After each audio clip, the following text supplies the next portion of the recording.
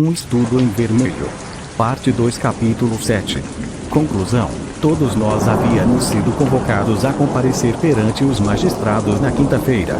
Mas quando esse dia chegou, não houve mais necessidade dos nossos depoimentos. Um juiz mais elevado se encarregara do assunto e Jefferson Hope fora convocado a um tribunal que o julgaria com a mais absoluta justiça. Na própria noite após sua captura, seu aneurisma estourou. De manhã, ele foi encontrado caído no chão da cela, com um sorriso plácido nos lábios.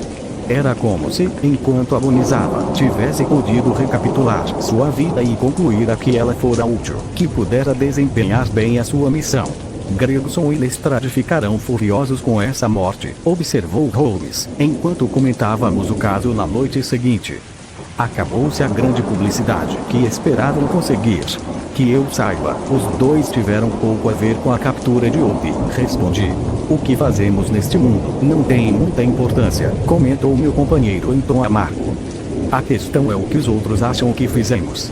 De qualquer modo, acrescentou ele, mais animado, após uma pausa, eu não perderia esta investigação por nada. Que me lembre, ainda não houve um caso melhor. Apesar de simples, teve muitos pontos instrutivos. Simples? Exclamei. Bem, na verdade, dificilmente poderíamos considerá-lo de outra forma, disse Sherlock Holmes, sorrindo da minha surpresa.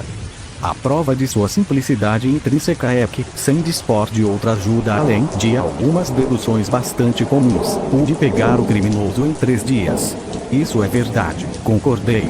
Como já expliquei antes, qualquer coisa fora do comum ou em geral constitui mais uma orientação do que propriamente um obstáculo. Quando se resolve um problema deste tipo, é essencial saber se raciocinar de modo retroativo. É um processo muito útil, além de bastante fácil, apesar de ser pouco empregado. Para os assuntos corriqueiros do dia a dia, o mais conveniente é o raciocínio para adiante, em termos de futuro, e assim o contrário acaba sendo negligenciado. Para 50 pessoas que podem raciocinar sinteticamente, há uma capaz de raciocinar analiticamente. Confesso que não entendo bem o que quer dizer, falei. Não esperava que entendesse. Vejamos se consigo ser mais claro. De modo geral, quando se descreve a algumas pessoas uma série de acontecimentos, elas são capazes de imaginar qual o resultado provável. Mentalmente, alinhavam esses acontecimentos, e assim conseguem deduzir o que poderá acontecer em consequência. No entanto, há um número reduzido de pessoas que, se informadas de um resultado, têm a capacidade de dissecá-los interiormente e deduzir que conjunto de fatores levou a esse resultado. É a essa faculdade que me refiro quando falo em raciocínio retroativo ou analítico. Compreendo, falei. O caso atual foi um desses em que temos o resultado e precisamos descobrir o resto por nós mesmos. Agora, tentarei explicar-lhe as diferentes fases de meu raciocínio. Como bem sabe, cheguei àquela casa a pé e com a mente inteiramente isenta de todas as impressões. Naturalmente, comecei pelo exame da rua, e lá, como já lhe expliquei, vi as marcas nítidas, deixadas por um cabriolé, que, como confirmei pelas perguntas que fiz, devia ter estado lá durante a noite. Tive certeza de que era um carro de aluguel e não um particular, por causa da bitola estreita das rodas. A geringonça comum de Londres é bem mais estreita do que o cupê de um cavalheiro. Este foi o primeiro tento. Depois, caminhei lentamente pela trilha do jardim, de solo argiloso e muito adequado para guardar marcas. Para você, aquilo deve ter parecido um lamaçal pisoteado, mas, para meus olhos treinados, cada marca deixada ali tinha um significado. Nenhum ramo da ciência da investigação é tão importante e tem sido tão negligenciado quanto a arte de identificar pegadas. Por sorte, sempre tive um carinho especial por este ponto, que a prática constante transformou em uma segunda natureza para mim. Notei as pegadas pesadas do policial, mas também reparei nas de 2 homens que haviam passado primeiro por aquele jardim. Era fácil afirmar que tinham estado lá antes dos outros, porque em alguns lugares suas pegadas haviam sido inteiramente apagadas pelas posteriores. Com isto, formei o segundo elo de minha cadeia, que me indicou que os visitantes noturnos eram dois, um deles notável pela altura, como calculei pelo comprimento de suas passadas, e o outro elegantemente vestido, a julgar pelas marcas pequenas e delicadas deixadas por suas botinas. Ao entrar na casa, foi confirmada esta última suposição. O homem de calçado fino estava diante de mim. Então, fora o outro, o alto, que cometera o assassinato, se é que houvera crime. Não havia ferimentos aparentes na vítima, embora a expressão dramática de seu rosto me garantisse que ele pressentira o próprio destino, antes que este o abatesse. Homens que morrem em consequência de doenças cardíacas ou por qualquer outra causa súbita e natural jamais ficam com as feições contraídas daquele jeito. Ao cheirar os lábios do morto, percebi um leve odor acre, o que me indicou que ele fora obrigado a ingerir veneno. Tornei a afirmar que fora forçado por causa do ódio e do medo estampados em suas feições.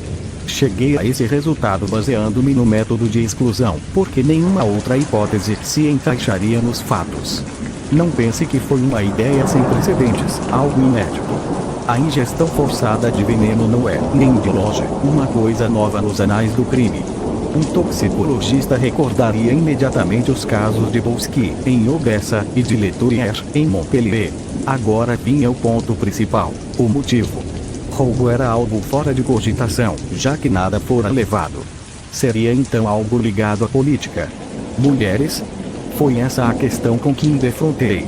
Desde o início, optei pela segunda hipótese. Os assassinos políticos fazem o seu serviço e dão logo fora. Aquele assassinato, no entanto, havia sido cometido com a máxima deliberação e o criminoso deixara pistas por toda a sala, indicando que permanecera ali o tempo todo. Devia ser algo relacionado com um caso pessoal, e não político, para exigir uma vingança tão metódica. Quando foi descoberta a inscrição na parede, fiquei mais convencido ainda de que minha opinião estava certa. Evidentemente, aquilo era um despistamento. Mas quando a aliança foi encontrada, a questão foi resolvida.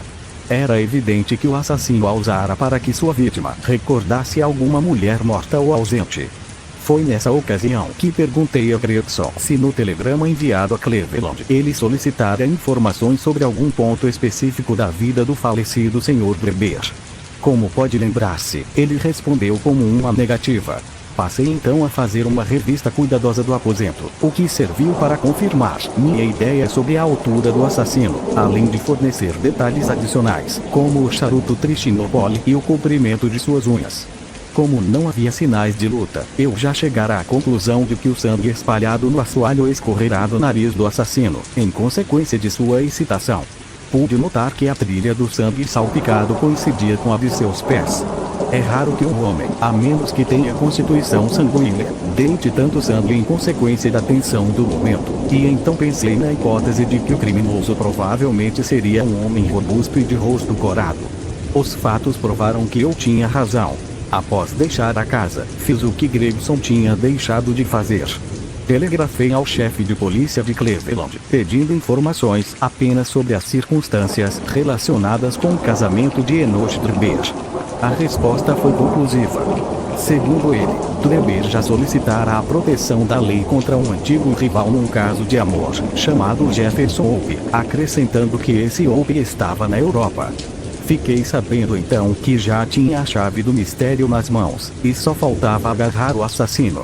Eu já estava convencido de que quem entrara na casa com Dreber era o homem que dirigira o cabriolé.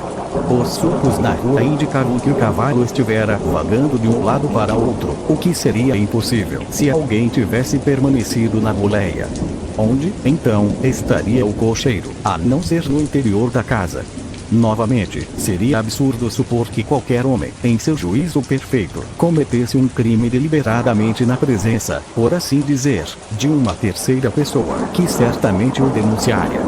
Finalmente, supondo-se que o indivíduo quisesse seguir outro através da cidade, nada mais conveniente do que transformar-se em cocheiro de aluguel.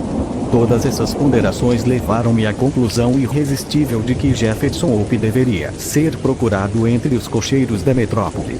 Se ele adotara o disfarce de cocheiro, não havia motivos para crer que já o tivesse abandonado. Pelo contrário, Analisando-se a situação deste ponto de vista, qualquer mudança repentina certamente chamaria a atenção para ele. Em vista disso, era provável que, pelo menos durante algum tempo, continuasse exercendo a mesma profissão. Também não havia motivos para supor que ele estivesse usando um nome trocado. Por que mudá-lo em um país onde ninguém o conhecia? Assim pensando, organizei a minha patrulha de detetives, formada por garotos de rua, cuja missão seria investigar sistematicamente cada proprietário de cabriolé de aluguel em Londres, até encontrarem o homem que me interessava. Ainda deve se lembrar como eles foram bem-sucedidos e com que rapidez tirei proveito disso. O assassinato de Stangerson foi um acidente inteiramente inesperado, mas que, de qualquer modo, dificilmente poderia ser evitado. E foi por causa deste homicídio, como bem sabe, que me apoderei das pílulas, de cuja existência, aliás, eu já havia suspeitado. Assim, como vê o meu amigo, toda a situação foi um encadeamento lógico de sequências, sem a menor falha ou interrupção. É maravilhoso! Exclamei. Seus méritos deviam ser reconhecidos publicamente. Devia mesmo publicar um relato do caso. Se não o fizer, faço eu. Fica a seu critério, meu caro doutor, disse ele. Veja isto. Acrescentou, estendendo-me o jornal. Leia o que diz aí. Era um exemplar do eixo daquele dia, e o parágrafo que ele indicou fazia comentários sobre o caso. O público, dizia o jornal, perdeu a rara oportunidade de assistir a um julgamento sensacional, por causa da morte súbita de Hope, suspeito dos assassinatos de Enoch Drebber e Joseph Stangerson. Provavelmente, os detalhes do caso jamais chegarão a ser conhecidos, embora tenhamos informações seguras de que o crime foi o desfecho de uma antiga disputa sentimental, em que o amor e o mormonismo tiveram seu papel. Parece que, quando jovens, as duas vítimas pertenceram à religião dos santos dos últimos dias, e que Hope, o prisioneiro falecido, também provinha de Salt Lake City.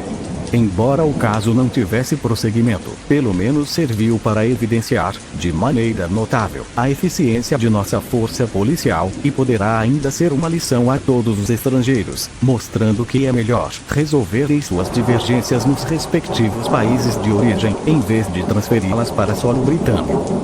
Não é nenhum segredo que o mérito por essa brilhante captura cabe inteiramente aos conhecidos investigadores da Scotland Yard, senhores Lestrade e Gregson.